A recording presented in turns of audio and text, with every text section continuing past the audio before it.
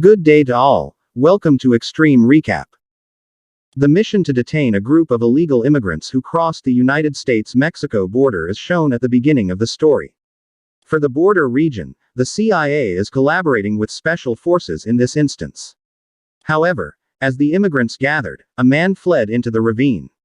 He discovered a bomb in his bag as he approached the edge of the abyss. After praying for some time, the man set off the bomb. The Arabian man and 4 security guards perished as a result. As a result, special forces were immediately sent by the American government to look into this incident. In contrast, a group of suspicious individuals entered a Kansas City grocery store. After that, all of a sudden, the grocery store was hit by a number of bombs, just like the man who died at the edge of the abyss.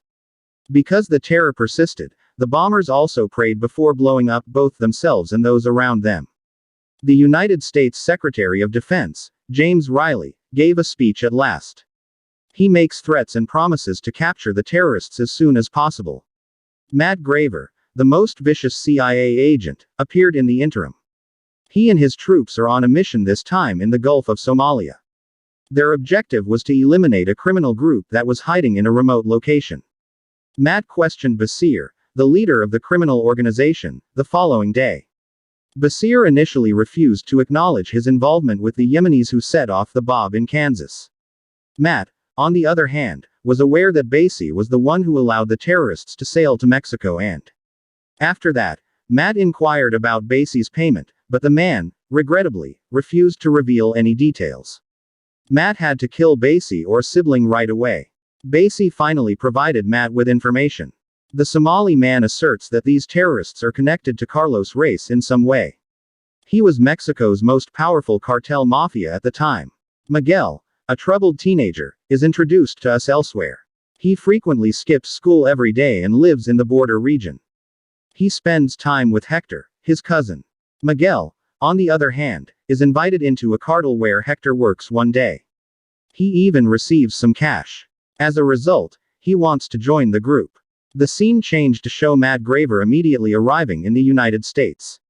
He immediately saw James. He was accompanied at the time by Cynthia Fords, a member of the ministry staff. According to James immediately started the meeting when Matt entered the room. The real terrorists are Mexican drug cartels. They use other terrorists to wreak havoc in the United States.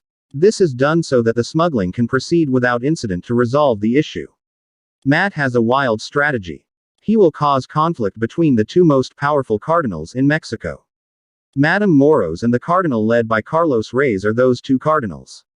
They had to kidnap Carlos's youngest daughter, Isabel, to carry out this plan. Hearing that this operation was too risky, everyone was taken aback. However, they were forced to do so. As a result, Matt received an order from James to act dishonestly. However, James asked Matt to refrain from using American special forces under one condition. Because of this, Matt will need to form an army of mercenaries to carry it out. Matt meets Troy, a third party who wants to hire mercenaries and their weapons at night. He is also prepared to pay a high price, because the ministry will bear all expenses. Following that, Matt immediately takes a flight to Bogotá to meet Alexander, his best friend and the most ruthless assassin in Latin America. Matt is informed right away that Carlos Reyes is his target this time.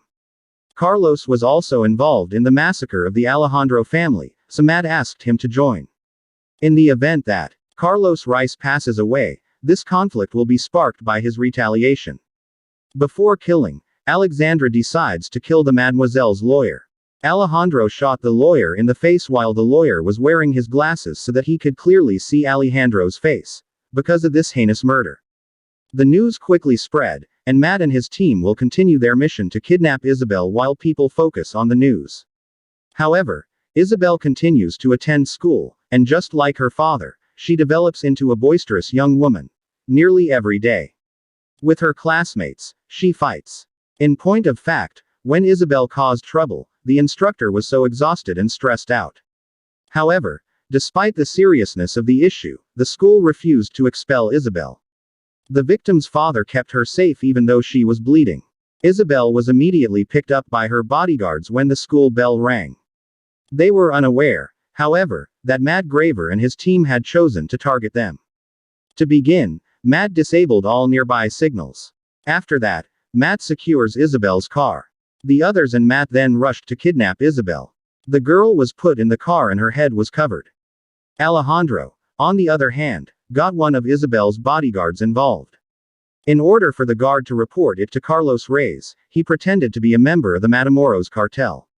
Matt, keep observed. Carlos' house is close by. His men are said to have been behind a shooting that occurred. Matt instructed the Tapper team to locate Carlos. Alejandro took Isabel to a safe house while Matt was busy in the communications room. But Alejandro told his men to lock Isabel up in a room because she still can't see his face. After that, Alejandro continues his mission while posing as an American police officer. To complete the mission, he collaborated closely with the local police. This way, Isabel will believe that the Mademoiselle cartel kidnapped her. Besides that, like the police as a whole, Alejandro also follows procedures. After transporting Isabel to a secure location, he questions her. Before moving on with the mission, Alejandro will keep doing this until Matt gives him the next instructions. Rafael, an old friend of Matt and Alejandro, is approached for assistance. Mac intends to relocate Isabel here, close to the base of the Matamoros cartel. He wanted to guarantee that the war between the two most powerful cartels would take place. Hearing that Wager was prepared to help them. Matt was about to leave after the meeting, but his car almost hit me. Gail is parked there. At that point Miguel stared at Alejandro. After that, Miguel came to the conclusion that the car belonged to the American police. Miguel and Hector went to Mexico in the evening. Hector invited Miguel to meet a high-ranking gallo from Matamoros there so that Miguel could officially join the cartel elsewhere. The Mademoiselle, to whom Isabel would soon be assigned, received a bulletproof vest, so that when everything was ready, this girl would not be hurt. On the way, the transfer process was carried out. Everything appeared to be under control. They had no other criminals standing in their way, as per their strategy. With Rafael's assistance, who had agreed with the Mexican police, however, when they met, Isabel appeared suspicious. In addition, they do not make a stop at the border and continue on dirt roads. The federal police attacked Matt and Alejandro's team shortly after. Carlos Reyes seemed to have paid them. Matt and Alejandro had to get out of the car, whether they liked it or not. Isabel, on the other hand, took advantage of this opportunity to flee. The attackers were eventually surrounded by Matt's team. It turned out that they were all Carlos' men who had planned to steal the police car. Therefore, Matt did not hesitate to eliminate them. Following that, Alejandro made the decision to look for Isabel, who had fled. This was going to be reported to headquarters by Matt and his men. But first, to be able to assist Alejandro in times of need, Matt gave Alejandro a tracking ship. At the point when Alejandro was searching for Isabel, Matt was again hindered by a Mexican squad car. Additionally, he did not hesitate to fire at them because he was fed up. Finally, Matt and his crew were successful in returning to the United States. In contrast, Isabel sought assistance from a stranger crossing the deserted road, but it turned out that the driver was her father's subordinate. However, Isabel refused to go home, despite being forced to. The man was also paralyzed by Alejandro. The car was then taken by Alejandro and taken to a safe location. At the moment, Isabel already knew Alejandro was responsible for her kidnapping. After that, the action moved to a military base, where Chintia and Matt were fighting. Matt was offended in light of the fact that their activity was abruptly dropped by the service. Because a Mexican policeman was killed by Matt's team, all of this happened. Additionally, this was widely reported. Because they didn't want the mission to be cancelled, the government had no choice but to cancel it. Isabel and Alejandro were still in Mexico. In addition, they decided to seek assistance from the locals due to the hot weather. They met Angel shortly thereafter, a gentleman who was deaf. Alejandro was fortunate to be able to communicate through sign language. As a result, Angel regarded Alejandra as a decent individual. The ministry also held an emergency meeting with Steve, Cynthia, and Matt at the same time, compelled Matt's assistant. They were forced to immediately arrest Isabel this time because she was a witness to the earlier shooting. However, Cynthia was given complete command by the Ministry of Defense, and Matt would not be in charge of this mission. When the tracking device went off, she gave Matt and his team an immediate order to look for Isabel. However, Matt seems unsure. He doesn't want the Alejandro revenge mission to go wrong. His closest friend will never be able to carry out his vengeance if he kills Isabel. Isabel is consuming food prepared by Angel and elsewhere. Meanwhile, Matt suddenly calls Alejandro and tells him to kill Isabel. Alejandro, on the other hand, declined because he still desired to kill Carlos Reyes. On the other hand, the Marbz cartel smuggled illegal immigrants into the country once more in secret, this time with Miguel as a guide. After crossing bushes and rivers, he finally got his first job after joining the cartel. The unlawful workers show up at their objective. They will be transported by a freight truck from this point on. At the same time, Alexandra is getting weapons ready to cross the border. Carlos Reyes can only be met in that manner. Isabel abruptly declares that she is aware of his true identity while Alexandra is occupied with himself. Additionally, she was aware that her father orchestrated the murder of the Alejandro family. However, she would not support her father. In the end, Isabel wants to assist Alejandro for this reason. She needed to make a disguise by changing and cutting her hair. Alexander and Isabel therefore proceeded immediately to the border. In addition, Alejandro put the tracking chip in Isabel's shoes and activated it. He took this action because he was certain Matt would assist him. Shortly, Alexander and Isabel made it to an illegal immigrant post in the end. This post was dominated by the Matamoros cartel. Matt and his team were getting ready to go to Alejandro place somewhere else. To avoid being noticed by the Mexican police, they would use a helicopter. Hector came up to Alexandra a short while later and demanded payment. After that, Alexandra gave him $1,000. Alexandro's initial plan worked as planned. But Miguel saw Alejandro's face by accident, and he chose him because he had previously met Alejandro. He informed Hector right away that Alexandra was a police officer. As a result, Hector pretended to accompany Alejandro to the border. However, when they arrived at a deserted location, Hector and his companions immediately fired a gun at Alexandra. Following that, they conducted a search on Alejandro and took all of his weapons. While Alejandro tried to remain composed, he decided to negotiate with Gallo Alexandro, who claims to be a Carlos Reyes man who wants to bring Isabel home. They also removed Isabel from the bus.